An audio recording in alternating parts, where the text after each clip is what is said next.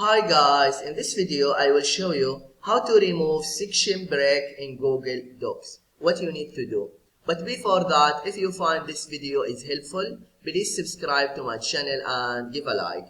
Okay, how to remove section break in Google Docs. When you are in your Google Docs, just click View and then Show Non-Printing Characters. You can see the format marks and the section break. To remove the section break, place the cursor before the section start.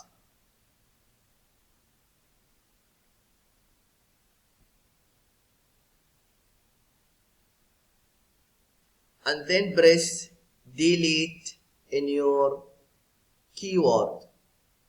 Yeah, this is what you need to do if you want to know how to remove section break in Google Docs. I hope this video is helpful. Thank you for watching and see you in the next